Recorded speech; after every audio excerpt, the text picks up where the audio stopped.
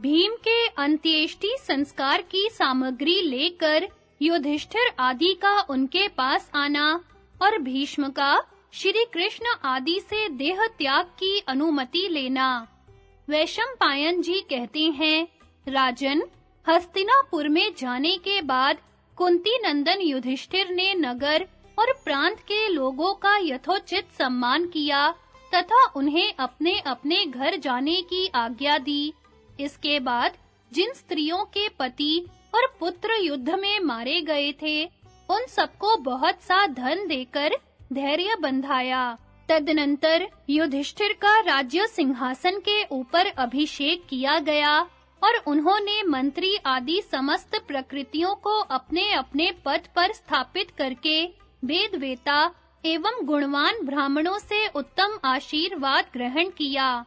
तत्पश्चात राजा युधिष्ठिर ने 50 दिनों तक हस्तिनापुर में रहने के बाद जब सूर्य देव को दक्षिणायन से निवृत्त होकर उत्तरायण में आए देखा, तो उन्हें कुरुश्रेष्ठ भीष्म जी की मृत्यु का स्मरण हो आया और वे यज्ञ कराने वाले ब्राह्मणों के साथ हस्तिनापुर से चलने को उद्यत हुए।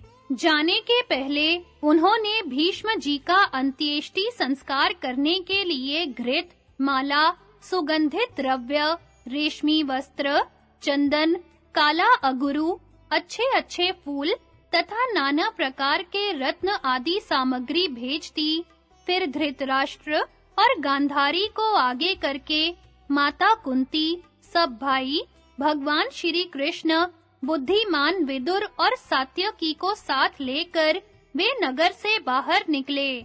उनके साथ रथ, हाथी, घोड़े आदि राजोचित उपकरण और वैभव का महान ठाट-बाट था। महातेजस्वी युधिष्ठिर भीष्म जी के स्थापित किए हुए त्रिविध अग्नियों को आगे रखकर स्वयं पीछे-पीछे चल रहे थे। यथा समय वे भीष्म जी के पास जा पहुँचे। उस समय पराशर नंदन व्यास, देवऋषि नारद और देवल ऋषि उनके पास बैठे थे तथा महाभारत युद्ध में मरने से बचे हुए अन्य देशों से आए हुए बहुत से राजा उन महात्मा की सब ओर से रक्षा कर रहे थे। धर्मराज युधिष्ठिर ने भीष्म नंदन सहित बाकी महर्षियों आदि को भी प्रणाम किया। इसके बाद वे ऋषियों से घिरे हुए पितामह के पास जाकर बोले, दादाजी, मैं युधिष्ठिर आपकी सेवा में उपस्थित हूँ और आपके चरणों में प्रणाम करता हूँ। यदि आपको मेरी बात सुनाई देती हो तो आज्ञा दीजिए, मैं आपकी क्या सेवा करूं? आपके बताए हुए समय पर अग्नियों को लेकर मैं उपस्थित हुआ हूँ। आपके महातेजस्वी पुत्र राजा धृतराष्ट्र भी यहाँ पधारे हैं। भगवान श्री कृष्ण, मरने से बचे हुए समस्त राजा और कुरु जांगल देश के लोग भी आए हुए हैं। आप आंखें खोलकर इन सब की ओर देखिए। आपके कथनानुसार इस समय के लिए जो कुछ करना आवश्यक था, वह सब कर लिया गया है। परम बुद्धिमान युधिष्ठिर के इस प्रकार कहने पर गंगानंदन भीष्म जी ने आंखें खोलकर अपने चारों ओर खड़े हुए समस्त भरतवंशी राजाओं की ओर देखा। फिर युधिष्ठिर का हाथ पकड़कर मेघ के समान गंभीर वाणी में समयोचित वचन कहा, बेटा युधिष्ठिर, तुम अपने मंत्रियों के साथ यहाँ आ गए, यह बड़ी अच्छी बात हुई। भगवान सूर्य अब दक्षिणायन से उत्तरायण की ओर आ गए हैं। इन तीखे बाणों की शैया पर शयन करते हुए आज मुझे 58 दिन हो गए, किंतु ये दिन मेरे लिए 100 वर्ष के समान बीते हैं।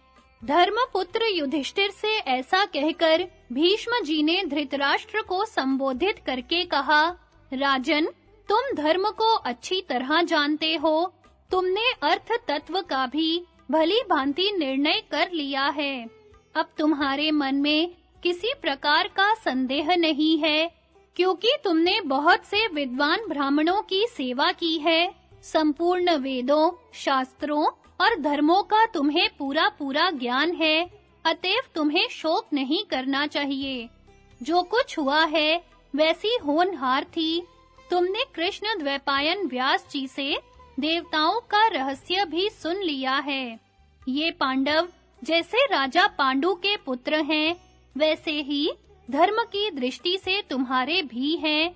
वे सदा गुरुजनों की सेवा में लगे रहते हैं। तुम धर्म में स्थित रहकर अपने पुत्रों के समान ही इनकी रक्षा करना। ये सदा तुम्हारी आज्ञा के अधीन रहेंगे। मैं जानता हूँ इनका स्वभाव बहुत ही कोमल है और ये गुरुजनों के प्रति बड़ी भक्ति रखते हैं।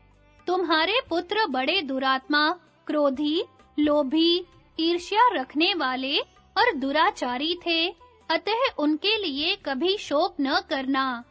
धृतराष्ट्र से ऐसा कहकर भगवान श्री कृष्ण से भीष्म जी बोले, भगवन, आप देवताओं के भी देवता हैं। देवता और असुर सभी आपके चरणों में शीश झुकाते हैं। अपने 3 पगों से त्रिलोकी को नापने वाले भगवान वामन, आपको प्रणाम है। आप शंख, चक्र तथा गदा धारण करने वाले हैं। वासुदेव, हिरण्यात्मा, पुरुष, सविता, विराट, अनुरूप जीव और सनातन परमात्मा भी आप ही हैं। श्री कृष्ण, अब आप मुझे जाने की आज्ञा दीजिए और सदा आपकी शरण में रहने वाले इन पांडु पुत्रों की रक्षा करते रहिए।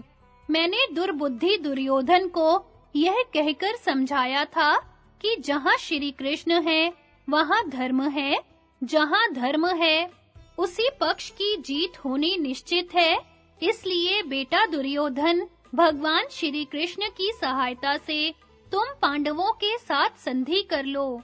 इस प्रकार बार-बार कहने पर भी उसने मेरी बात नहीं मानी और सारी पृथ्वी के वीरों का नाश कराकर अंत में वह स्वयं भी काल के गाल में चला गया। भगवन, मैं आपको जानता हूँ। आप वे ही पुरातन ऋषि नारायण हैं, जो नर के साथ चिरकाल तक बद्रिका आश्रम में निवास करते रहे हैं। श्री कृष्ण, अब आप आज्ञा दीजिए, मैं इस शरीर का परित्याग करूंगा। आपकी आज्ञा मिलने पर मुझे परम गति की प्राप्ति होगी। श्री कृष्ण ने कहा, भीष्म जी, मैं आपको सहर्ष आज्ञा देता हूँ। आप वसुलोक को जाइए। इस लोक में आपके द्वारा अणु मात्र भी पाप नहीं हुआ है। राजऋषि, आप दूसरे मार्कंडेय के समान पितृ भक्त हैं, इसलिए मृत्यु विनीत दासी की भांति आपके वश में है।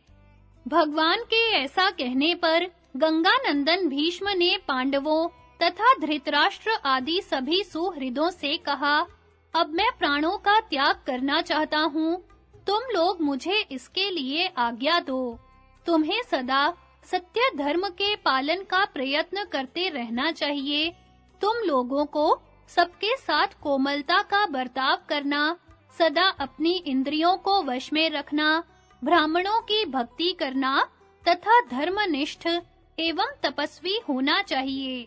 यह कहकर भीष्म जी ने अपने सब सुहृदों को गले से लगाया और युधिष्ठिर से पुनः इस प्रकार कहा, राजन, तुम सामान्यतः सभी ब्राह्मणों की, विशेषतः विद्वानों की और आचार्य तथा ऋत्विजों की सदा ही पूजा करते रहना।